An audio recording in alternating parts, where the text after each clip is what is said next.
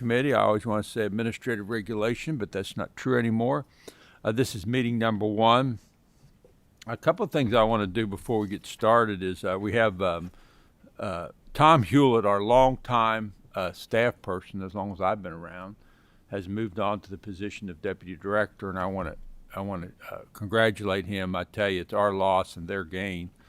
He's just been great to work with all those years, and so if you see him, make sure you congratulate him. He's no longer with us. But we have a new boss man, and that is Bryce Ambergy, and Bryce is there you are, Bryce. Bryce is no stranger to us, and I know he's going to do a good job, and so I want to congratulate him. I look forward to working with him. And we also have another brand new person to the committee who I just met this morning, Wendy Craig. Where are you? There you are. Raise your hand. Wendy is an attorney and comes from the Department of Public Advocacy. Welcome, Wendy. And we all know Lisa Moore, and she's not going anywhere.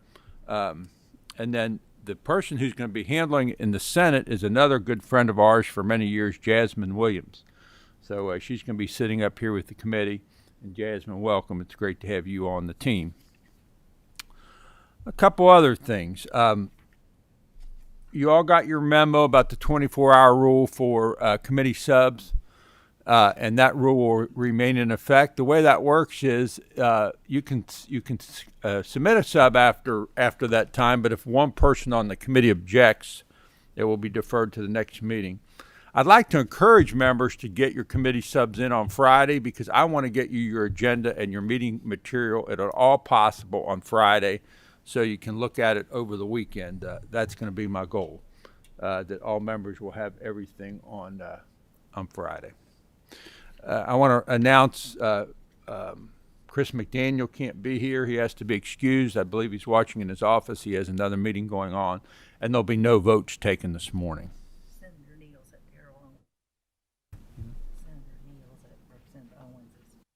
And Senator Neal is also excused. He's at Representative Owens' funeral, of course. And we have a brand new member on the committee, and I want to welcome Senator Dr. Donald Douglas. Welcome to the best committee in Frankfort. I think you'll enjoy your serving on this committee. A lot of interesting things come through this committee, and I think you'll enjoy it very much. Welcome, and we're going to look forward to your input. We will move on to our agenda. Well, first we'll call the roll. Madam Secretary, call the roll. Senator Adams, Senator Douglas, Senator Higdon, Senator Hornback, Senator Howell, Senator McDaniel, Senator Neal, Senator Nemes, Present. Senator Thayer, Here. Senator Thomas, Chairman Schickel. Present. We do have a quorum on our duly constituted to conduct business. Let's go to the first item on our agenda, discussion of temporary elevator mechanics license, and we have our special guest Tom Underwood with us. Tom, you're no stranger. Introduce yourself for the record. This is something that Tom brought to me that I think is important, and I wanted to have a hearing on it because it may be I don't know what the plans are for it, attach it to another bill. It's a very small technical change, but I wanted to get it out in public, and not really the public domain, I guess, because we don't have a bill, but I wanted to get it out there, have a hearing so people that are opposed or support it will know what's going on. Welcome. Proceed with your testimony. Thank you, Mr. Chairman. My name is Tom Underwood. I'm here today on behalf of DC Elevator. That's an elevator contractor out of Lexington, Kentucky. It is the largest contractor in the state. The issue that we need to talk about today is the ability to do temporary elevator mechanic licensure. There are currently 3 paths to get a mechanic's license, and those are to either have 3 years of contractor verified experience or the equivalent experience from the U.S. military services, a certificate of completion from a nationally recognized training program approved by the department, that takes 4 years, or a certificate of completion of an apprenticeship program and proof of registration with the Bureau of Apprenticeship Training, U.S. Department of Labor, or the State Apprenticeship Council. That also takes 4 years. You can get credit for up to 2 years of related experience. For example, technical skills from the U.S. military can be applied toward getting the mechanic's license. What we need to talk about today is a workforce issue and a flexibility issue for the department. Currently, there is a shortage of mechanics available to work. There are retirements, and like every other industry, there's a shortage of folks in the industry. DC Elevator currently employs about 70 mechanics. There are approximately 300 in the state. That number is not rising as we have the retirements, but construction is up, and we have a lot of work going on in Western Kentucky, as you can imagine. So there are problems there. DC Elevator has 10 individuals that have applied for a temporary license as they work toward getting their full license, requiring the 3 years of experience. The current statute, however, 198B 4021, which I think you have in your packets, the line 1 of sub 1 says an elevator contract shall notify the department when the contractor has no licensed personnel available to perform elevator work. Then they can apply for temporary mechanics licenses. We believe that that creates a situation that constrains the department from being able to grant those temporary licenses, and we would suggest the language needs to be to strike the word no and change to a shortage of licensed personnel available. And a second issue on that, as far as a problem in the statute, is sub 4, which currently says the temporary license shall be renewable for additional terms of 1 year each until no shortage of ordinary license holders exists. When we originally did this statutory language back under Senator Tapp was the sponsor of the bill, the intent was that you could get 1 year of temporary license with possibly one renewal so that you could reach your 3 years of experience to get your mechanic's license. There is also a national test that has to be taken before you can get that mechanic's license. So very simply, we'd like to see the opportunity to get folks that have experience that are working toward their license a temporary license to assist in the labor shortage that we're experiencing. I'll be happy to answer any questions. I do have Mr. Chuck Sharp, the president of DC Elevator, here with me for when I get out of my depth in technical questions. Thank you for your testimony. Is there any correlation between this issue and the tornado devastation in Western Kentucky as far as the urgency of this legislation? What I can tell you, Senator, is that there is a lot of construction and service going on statewide. There is work that has been created down in Western Kentucky, and the the elevator contractors are already stretched thin. That is added to the workload that's out there. And didn't you tell me in my office, if I recall correctly, that there's really only one word that needs to be changed in the statute? Is that true? It's essentially 3 words, Senator. Could you go over that with us? Yes, sir. I can go over that. That is in 198B 4021, sub 1, where it currently says when the contractor has no licensed personnel, to strike the word no and change it to a shortage of. And I want to call it to the members' attention that you have this a handout on these 3 words in your folders. Go ahead. I'm sorry. I'll be happy to take any questions that the committee may have. Senator Higdon, did you have your hand up? I did, Mr. Chairman, and Tom, thank you. And you're right. It just changes very few words, and probably every license we have in the state could put this same language in, because I don't know if I've heard of any organization that's not having labor issues. But there are qualifications to get this temporary license, because elevators are fairly serious items. I get on one, I want to make sure it's going, Yes, sir. especially going down. They're going up, it could get stuck, but coming down, I'd like to know it's going to get me there safely. Yes, So sir. there's qualifications. Absolutely, sir. If you look at, believe it is later on in sub 1, when you get to the second line, the elevator contractor may request the department issue temporary elevator mechanics licenses to persons confirmed by the licensed elevator contractor to have a combination of documented experience and education to perform elevator work without direct and immediate supervision. The elevator contractor risks his license and liability to have someone to do this kind of work. Okay. Thank you, Mr. Chairman, and thank you, Tom. Thank you. Senator Hornback. Thank you, Mr. Chairman. I know Senator Tapp had good intentions when he did this, and I hate to see you change Senator Tapp's language, what he had there. But and you answered a lot of my questions when you answered Senator Higdon's. It says they have to have documented experience in education, but it doesn't say anything about a length of time for documented experience or education on it. Is that not a part of it? I mean, they could work for a week and they could be considered experience documentation. And I'm not against it. I think you're right with the bill.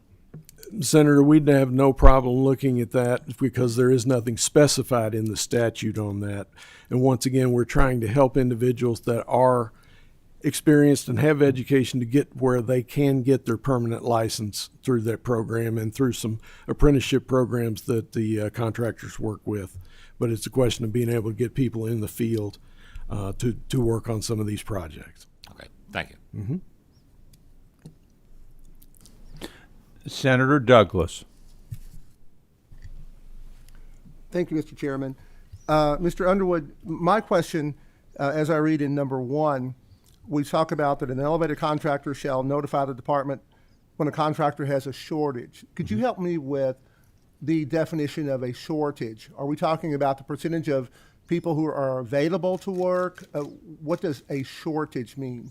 Well, the way we interpret the word shortage, sir, is that there are inadequate number of licensed mechanics to do the work that's available out there. And right now we are, Chuck, do we have 10 that we need to get temporary licenses for in order to do work in a timely fashion? As you can imagine with elevator work, when an elevator needs repair, it is a pretty serious situation, particularly when you're talking about ADA compliance and larger buildings that have lift problems, to make sure that those are in fully functioning status. And Senator, I do want to thank you for the first questions you've asked me, and welcome to Frankfurt. Well, thank you, but I want to follow up with that. I'm not sure that defines what we mean by shortage. Are we looking at a percentage of deficit, or are we just simply saying today we think we need 10? Well, I don't think we've done it in terms of a deficit. I will tell you, Senator, that this is language that we drafted, so there is no bad reflection on LRC staff of the drafting on this. I'm legendary for bad drafting, and we would be delighted to work with staff on that language to get something that's more amenable to what you're asking. Thank you, Mr. Underwood. Thank you, Mr. Chairman. You're welcome. Vice Chair Senator Howe, and before he testifies, I forgot to mention that he serves as the vice chair of this committee and will be chairing the meetings in my absence. And also any agenda items that you wish to have considered, feel free to consult him about them. Vice Chair Howe.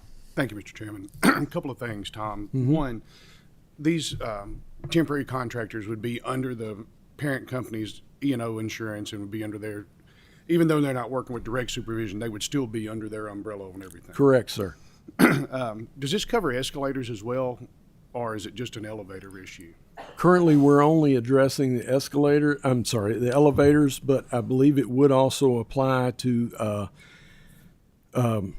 residential elevators and escalators, which is a different license altogether. We have only addressed the elevator part of it. Is that something we need to look at from an escalator standpoint? Or I'm not aware of a shortage of mechanics for escalators and so going straight up and down is a lot harder than going at an angle. well, sometimes or straight with a people mover. Yes, sir.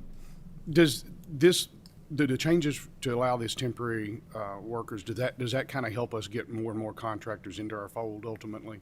Well, it certainly helps us get more mechanics into the fold and move them into the higher pay scales, where they would go from essentially a helper that has been working for a while and gaining experience and education. It lets them move to the mechanics pay scales even under the temporary license. Okay.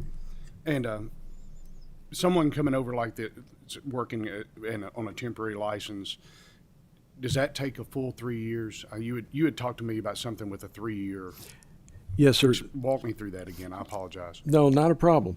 The path to get a licensure has 3 different tracks. The first is 3 years of contractor verified experience or equivalent experience in the U.S. military, and then passage of the national examination.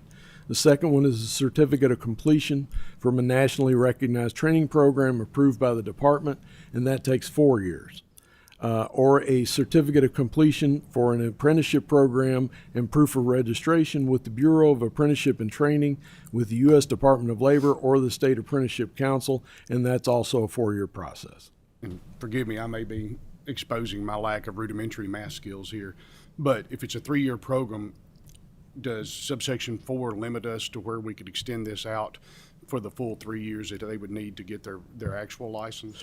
Do we need to alter that language any? Senator, what we have looked at back when we were drafting the original legislation and what we'd like to see here is we would expect that someone would have a minimum of a year's experience before that they would get a temporary mechanics license, and then they could work through, typically they'd have 2 years, and then they could work through to take the exam and get their full mechanics license. We did put in here an opportunity for a renewal if someone was in between the number of months, years that they needed in order to get them to that examination. So that's how we add 1 + 1 and get 3. Yes, sir. I do car dealer math on a regular basis. Yes, sir. Thank you. Senator Thomas, welcome back from your illness, and the floor is yours. Well, thank you, Mr. Chair. Actually, I didn't feel bad, but I'm certainly glad to be back. Actually, Senator Howe answered my question, and I think Senator Howe is on to a very good point here. It takes anywhere from 3 to 4 years to get a license, and if you have a labor shortage, and let's say you have someone that comes through and just has 1 year of experience, but you need that person as a temporary individual, I don't know why we want to limit it to 1 additional term. It seems to me that to give you the maximum flexibility that you need, Mr. Underwood, we ought to at least go to 2 additional years just to give you the maximum flexibility so we don't have to keep coming back and changing the statute. So I like Senator Howe's point, because I just think we're limiting ourselves here since we are in a labor crunch right now, not just in Kentucky, but across America. Senator Thomas, I appreciate those comments, and this is a working draft document that we wanted to bring before you. We had some great testimony. Senator Higdon's right. We want to have enough specters to do the work, but we also, when we get in on an elevator, we want to have the confidence that it's working right. So a lot of good testimony. I want to ask, is there anyone here opposed to this, has a different point of view that wants? I don't see anybody signed up, but I just always want to make sure. Is there somebody here with a different point of view that wants to be heard? Well, thank you, and thank you for your testimony, and I think we'll probably be hearing more about this later on in the session. Mr. Chairman, we appreciate the opportunity. Thank you, members of the committee. The next thing we have on the agenda is several regulations, and some of you, probably most of you know, some of you may not, that if we do not address these, well, actually, it's kind of interesting because either way, the regulations become law. But I always like to put regulations on the agenda in case there's somebody out there that has an issue with it. We have a bunch of people from the agencies signed up telling us how good they are, and that's good. But I want to see if there's anyone here that has concerns or opposed to the regulation. Is there anyone here that's opposed to the regulations? Why don't one person from each agency just come up real quickly about both regulations and tell us what they do? And I want to know if there's any fees being raised. I'm told there's not. Don't be bashful. Come on up.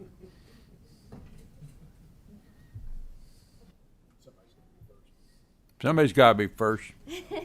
Why don't both of you come on up in the interest of time?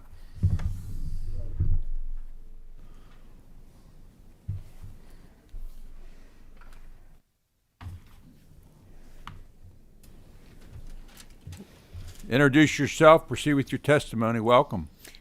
Thank you for having us. I'm Eden Davis. I'm General Counsel for the Board of Pharmacy. Larry Haley, Executive Director, Board of Pharmacy. Any fee increases? No. Okay. No, do you want to know a little bit about the regulation? Well, or does anyone have any questions? I guess is what I'll ask. If not, I don't know that there's need for testimony. Any questions?